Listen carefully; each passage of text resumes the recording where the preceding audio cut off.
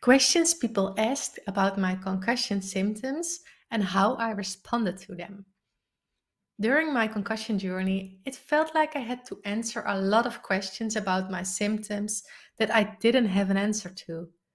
Doctors, my employer, friends, family, and other people around me asked me many questions. So, what did they ask and how did I respond? The first year was the hardest period to answer questions, simply because I didn't have any answers myself. I didn't know what was going on with me, and no one could tell me this. So, how could I answer to those questions? No one ever mentioned the word concussion during the first 2 years. How is that possible after having a scooter accident where you sustained a whiplash injury? These two things go hand in hand, and doctors don't know anything about it. At least some doctors I visit in my country. Questions my doctor asked and how I responded. Do you feel you took too much on your plate last year? No, I was doing well until I had that accident. It felt like he wanted to give me the label of burnout. But I know my body, this isn't a burnout. Can you move your neck?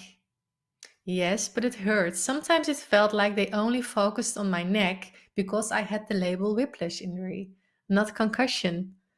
However, I had all the symptoms of a concussion you can think of.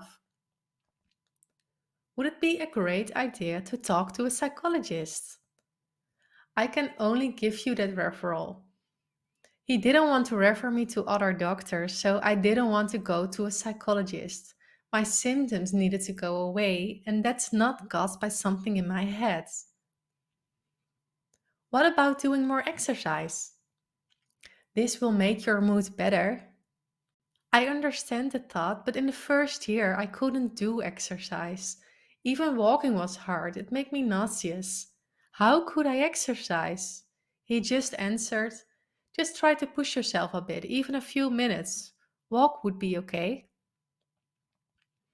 So, all tests are negative. How do you feel about that? What do you think is a good next step? I didn't know how to react to that. It felt like I had to prove my symptoms. I told him that he was the doctor, not me. He wanted me to take more rest and check in after a few months. It felt like I was all by myself again. Another doctor was testing my reflexes, and everything was working well. So it seems like you're healthy. Isn't that great news? I told him, healthy? I can barely do anything, so I'm not healthy. I wish something had come out of that test. He stared at me and didn't know what to do anymore. Questions friends and family asked and how I responded. So, you did improve since the accident, right? You're doing better now? Maybe I did improve a bit, but I'm not feeling better. Every time I said I'm doing better, when I had a good day, they thought my injury was healed and there was no way back. I knew it didn't work like that. Isn't it an idea to try not to think about your concussion all the time?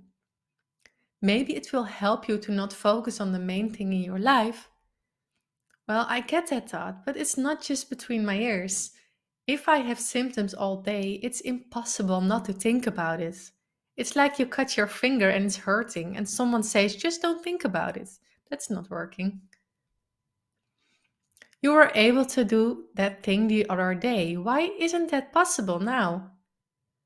Well, I don't feel the same every day. One day I can do 10 things, but the next day I can do anything. Every day is different. You look great today. How are you feeling?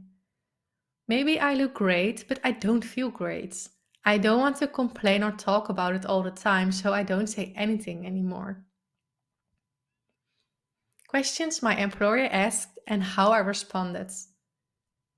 In the first few months, how are you feeling? Please take the rest you need. I'm not feeling well, I'm taking enough rest, and I hope my whiplash will go away soon. After the first months, how long do you think you need to feel better? I told him that I wish that I felt improvement, but I don't. I don't know when I will feel better. I wish someone knew the answer. After 6 months, we have to start thinking about replacing your spot because we can't let other people pick up your tasks anymore.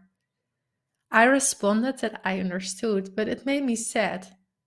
I asked if it could only be temporary. That was okay. After 1 year, you've tried to come back many times, but we feel that it's not good for your health and also for the function of this job. It's not the best thing ever. Clients seeing a different face every time, and we don't want that. Would it be better to focus fully on your health and not have to push yourself anymore? This was a big moment for me. The decision to stop that job, it felt like nothing would ever be the same. I stressed even more about being able to ever work again. I was familiar with this job, but finding a new job and meeting new people was freaking me out. A concussion will give you a lot of anxiety, and I felt that to the max at this point.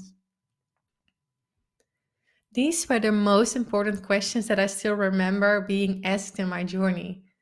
I'm probably still missing some questions, but I want to give you an idea of the question I dealt with. I think most people with a concussion can relate with some of the questions. Do you? Please let me know on Instagram or send me an email or just contact me in some way. I would love to hear about all the questions you got during your concussion recovery and how you responded to them. So I really, really hope this helps. I hope it made you feel less alone. And I want to remind you one last thing. There were 7 things in my journey that helped me to move forwards. And I summarized all these 7 things in my ebook. And for everyone who wants to download it, it's free. You can just download it when you click on the link in the description of this podcast, and you will receive it right away in your inbox. So for now, wishing you a good day and wishing you all the best in your recovery. Thank you for listening to my podcast. I really hope this was helpful for you. If it was, I would love it if you share it on Instagram, in a story or in a post, and tag the Concussion Community in it. I just love to see who's listening. And one last thing, are you listening on Spotify or on Apple Podcasts? Would you maybe do one small thing in return? Leave a short review? The more reviews this podcast will get, the easier it is for other people to find this podcast and to feel less alone and lost in their journey. Thank you so much, and I hope to see you next time.